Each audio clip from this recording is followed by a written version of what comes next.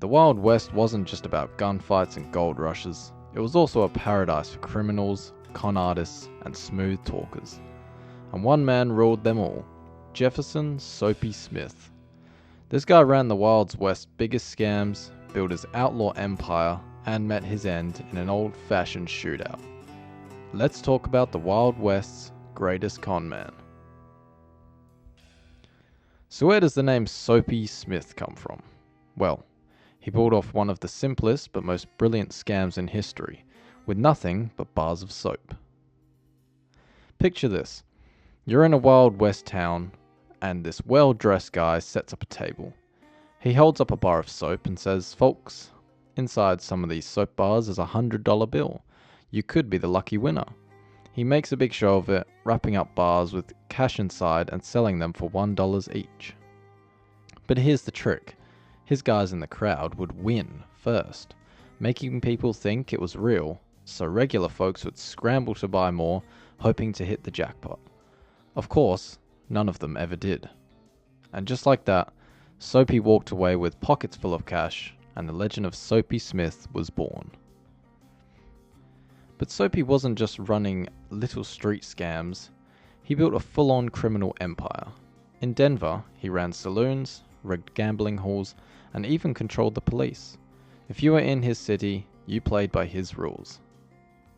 He made sure if someone complained, the law wouldn't do a thing. In fact, he made so much money scamming travelers that he started bribing local officials. He didn't just break the law, he was the law. And his biggest scam? The telegraph office, that didn't even have a real telegraph wires. Travelers would pay to send messages, and Soapy would just pocket the money. By the 1890s, Denver was getting too hot for Soapy, so he moved to Skagway, Alaska, a lawless gold rush town, and guess what? He took over there too. He ran a fake union where he charged newcomers just to work. He also set up a scam called the Prize Package Soap Racket, all over again. But his most legendary scam? The fake military parade. One day, Soapy's gang dressed up as US soldiers, marching through town, collecting donations for widows and orphans. People threw in their gold and cash, except it was all a fraud. He tricked an entire town into funding him. But every legend meets an end. By 1898, the people of Skagway had had enough. A group of vigilantes called the Committee of 101 planned to finally take Soapy down.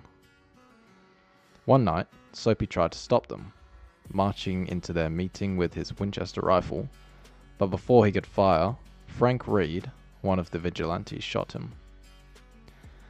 Soapy was dead. His empire collapsed overnight, and just like that, the Wild West's greatest con man met his end in a true Western-style shootout. So what's the lesson here? Soapy Smith wasn't just a scammer. He was a mastermind. He built an empire on trickery, bribery, and pure confidence. And in a way, his scams still exist today. Rigged casinos, fake sweepstakes, even online scams. The Wild West might be over, but the spirit of Soapy Smith? That still lives on. So what do you think? Was Soapy Smith a genius, or just another outlaw? Let me know in the comments, and if you want more insane stories from the Wild West, hit that like button and subscribe for more. See you next time.